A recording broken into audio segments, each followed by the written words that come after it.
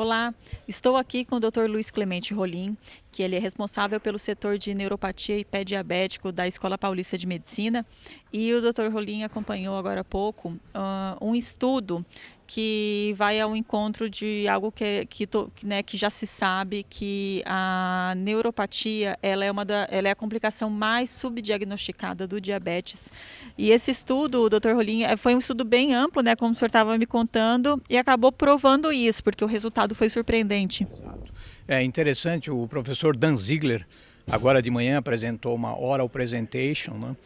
E eles fizeram, muito interessante, durante 2 anos seguidos, eles fizeram 30 campanhas para detectar neuropatia e pé diabético em diferentes cidades da Alemanha e 13 eventos em shopping centers. Num total de 18 mil pessoas, eles conseguiram fazer um questionário de dor e um exame de 3 minutos feito por um podiatra, onde eles investigam sensibilidade térmica, monofilamento e diapasão. E eles detectaram, muito interessante esse trabalho, porque reflete o mundo real.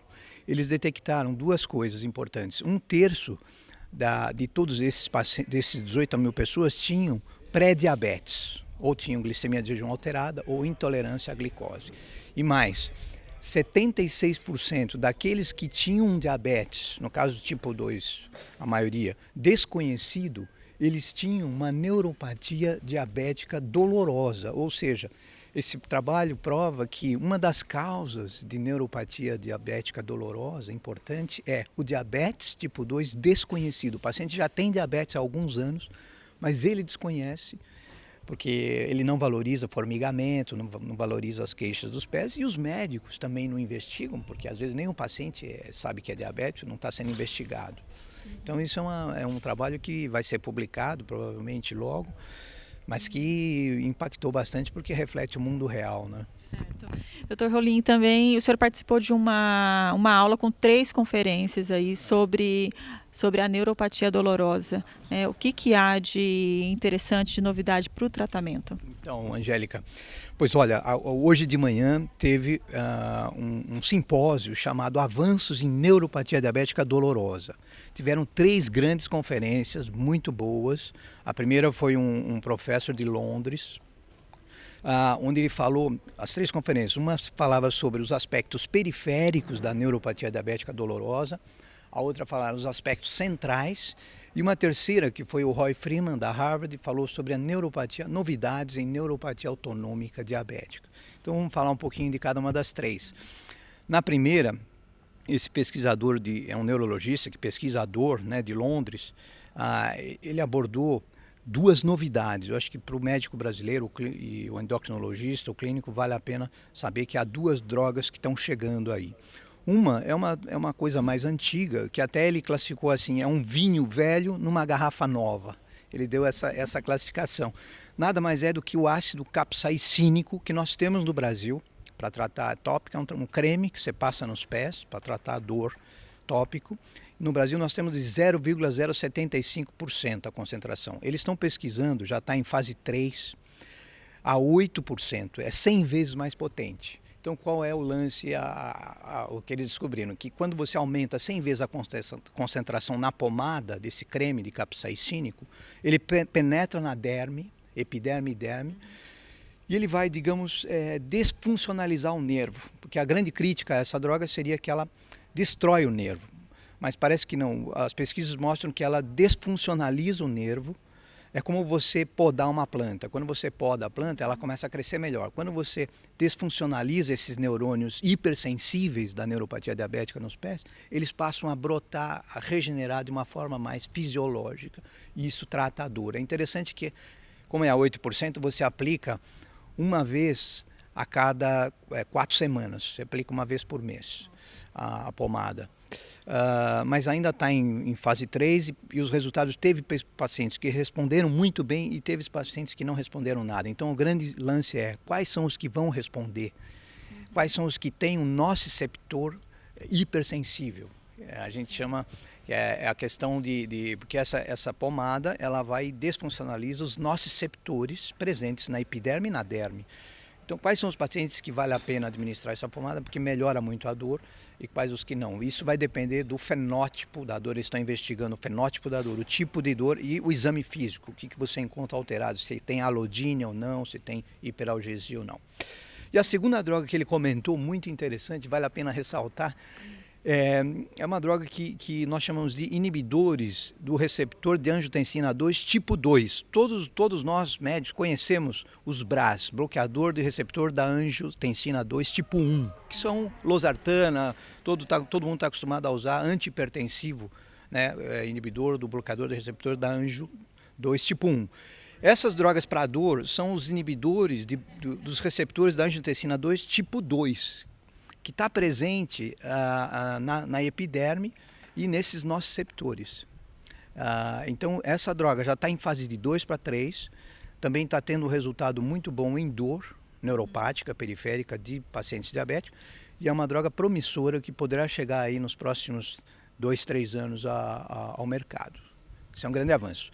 Depois teve a segunda conferência, que foi os aspectos centrais da neuropatia diabética dolorosa. Ele não falou de nenhum tratamento, mas ele falou desses métodos de ressonância magnética funcional para investigar a dor, falou de ressonância de coluna e de córtex para investigar a dor crônica, como isso afeta como que a neuropatia diabética dolorosa afeta o sistema nervoso central. E falou de perfusão, estudos de ressonância magnética com perfusão, com gadolínio, mostrando que os pacientes que têm dor, os pacientes diabéticos, portadores de neuropatia diabética dolorosa, eles têm maior perfusão talâmica dos que os que sem dor. Eles têm maior ativação de algumas vias centrais, por causa que o estímulo, a gente sabe isso, o estímulo doloroso, ele afeta toda a via nervosa, não só a medula, mas também o sistema nervoso central. E a dor crônica, ela induz uma atrofia, pacientes com dor crônica têm uma atrofia da medula e uma atrofia do córtex. E terceiro, ele chamou a atenção, por exemplo, em ressonância magnética funcional, há também uma alteração de GABA, uma menor perfusão de GABA no sistema nervoso central. Mas não falou de nenhum tratamento, né? E a terceira e última conferência nesse simpósio foi muito interessante. O Roy Freeman, da Harvard, que só trabalha com o sistema nervoso autônomo, ele falou da neuropatia autonômica diabética. Ele falou das 4 faces, as 4 apresentações, os 4 tipos de neuropatia autonômica diabética.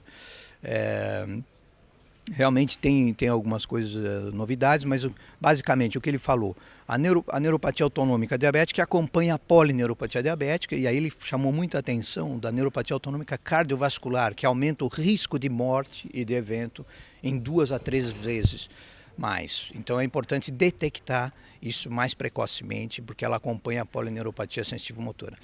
Depois ele falou, a segunda face, ele falou da neuropatia autonômica transitória. O que é isso? É uma coisa que a gente estuda até lá na Escola Paulista, que a gente chama de RAF, é uma falência autonômica associada à hipo. Quando um diabético tem uma hipo, mesmo que seja uma hipo leve, que dura 30 minutos, ou uma hipo severa por alguns minutos, ele tem, nos eventos subsequentes de hipoglicemia, ele tem uma disfunção autonômica importante. Essa disfunção, embora reversível, ela pode aumentar a mortalidade, o risco cardiovascular. A gente sabe que hipo severa aumenta o risco de morte, e morte súbita cardíaca, por exemplo. Isso tem um motivo, tem porquê. Quando você tem uma hipo, você tem uma disfunção do baroreceptor, uma disfunção do vago, você perde o efeito protetor do vago. Isso, embora reversível, pode durar por vários dias após o evento de hipoglicemia severa. Depois ele falou também de uma coisa que a gente tem visto muito depois do DCCT, do advento aí, tratamento bolos basal de tipo 1, que é a neuropatia autonômica associada ao rápido controle glicêmico. São aqueles diabéticos que, em menos de um mês, você reduz a hemoglobina glicada mais do que 1%. Então, esse é um recado para os clínicos. Reduzir a glicada mais devagar, 1%, mais do que 1% ao mês é muito rápido. Eles podem ter uma chamada neuropatia autonômica do rápido controle glicêmico, tanto tipo 1 quanto tipo 2, tanto com insulina quanto com drogas orais. Então é importante ir mais devagar na compensação. Aqueles diabetes com glicada de 12, 13, 10, é bom ir diminuindo lentamente. Essa neuropatia autonômica do rápido controle glicêmico é reversível, mas 60% desses pacientes têm disfunção autonômica nos testes autonômicos cardiovasculares e 30% têm disfunção erétil, por exemplo, né? O quarto aspecto que o Roy Freeman comentou na aula dele sobre neuropatia autonômica diabética é justamente a neuropatia do pré-diabetes. A gente sabe que 30% dos pré-diabéticos têm polineuropatia diabética com dor neuropática importante, com disfunção erétil, e eles têm a desautonomia cardiovascular que é possível se detectar com os testes autonômicos. E é uma neuropatia reversível e tratável. O prognóstico é bom, mas é importante fazer o diagnóstico. Muito obrigada, então, Dr. Rolim. Continue acompanhando a cobertura da SBD aqui no Congresso Europeu. Até mais.